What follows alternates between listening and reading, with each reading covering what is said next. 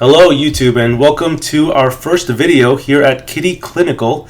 We are going to be talking today about a very special subject to those who are interested in getting into medical school, and that is the MCAT.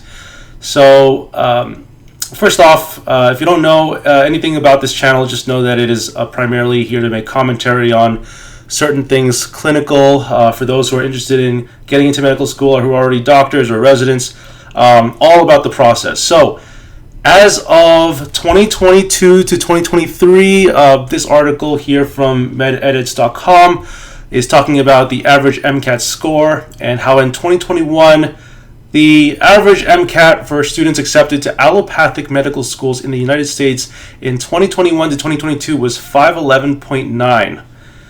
So there's a lot to unpack here. For those who are watching from high school or not even pre-med, who are just interested in getting into medical school, the MCAT is the medical college admissions test, the test that you take just like the SATs to get into college. This is the SATs for the medical school.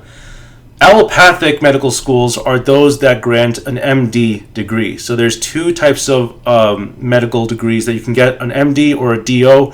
The DOs are the osteopathic medical schools, and so we are focusing here on the allopathic medical schools, those schools in the United States that grant an MD degree. MD being a little redundant, right? Because MD stands for medical degree, and so when I'm saying MD degree, it's like medical doctorate degree, doctorate. Well, I guess the D stands for doctorate, so I guess that's fine. So medical doctorate degree is being granted in the allopathic medical schools, and to get in, it looks like you have to get a 511. Now, when I was taking the MCATs, this was back in the days, the MCAT was scored on a scale of 0 to 45, 45 being near impossible for you to ever score. The highest I've ever seen anyone score on the MCATs when I was taking them was 41, 42, even 41 is unheard of. And back then, you were graded on three categories: biological sciences, physical sciences, and English literature. So each of those were scored on a scale up to 15. I actually got a 14 out of 15 on my chemical score, which I was pretty happy about. It's a very anything at 10 or higher is considered really good. And so in this case, each scaled score is, there's 4 sections, and each one is 132. So, enough about the 45, because I guess that's kind of old news now. The new school training here is that you got to get as high as a 528 as possible. Now, I obviously did not take the MCATs when they had this new scoring rubric, but I can only gather that a 528 is going to be just like the 45 of my day, where it's basically impossible. Nobody's ever gotten that score ever.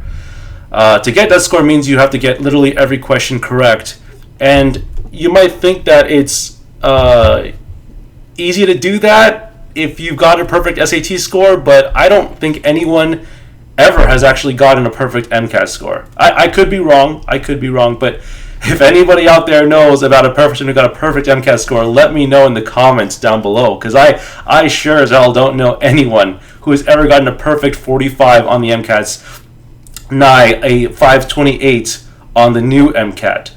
So anyone who says that they got one, they're probably full of it. You'd have to really see that score report to believe that.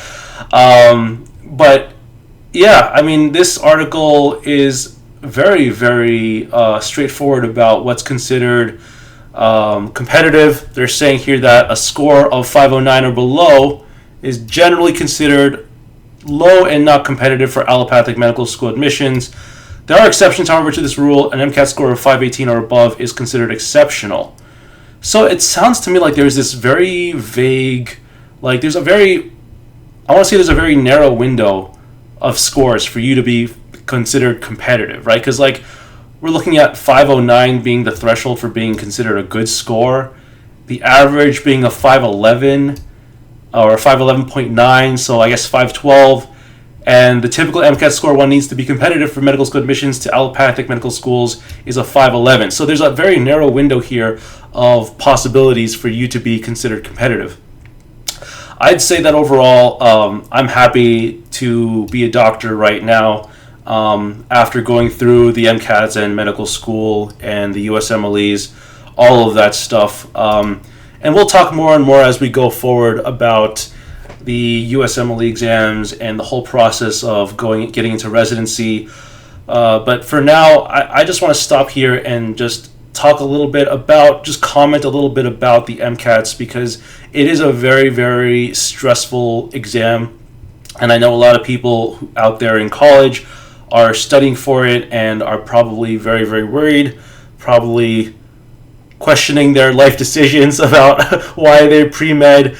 Listen, pre-med is nothing, okay?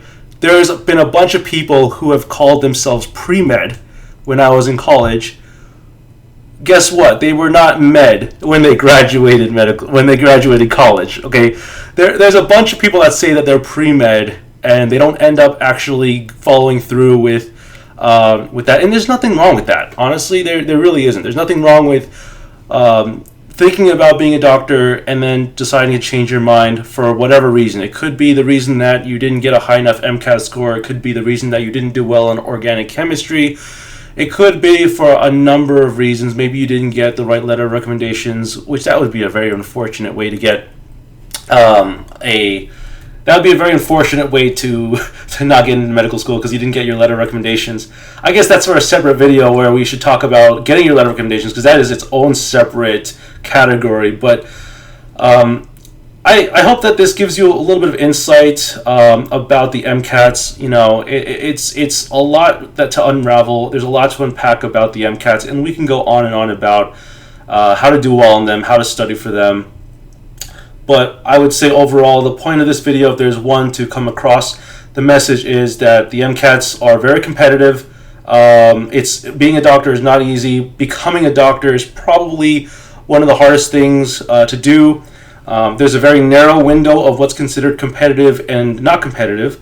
And 511, I'm not a rocket scientist here, but 511 is very, very close to a 528. So, something to think about. All right, take care, everyone.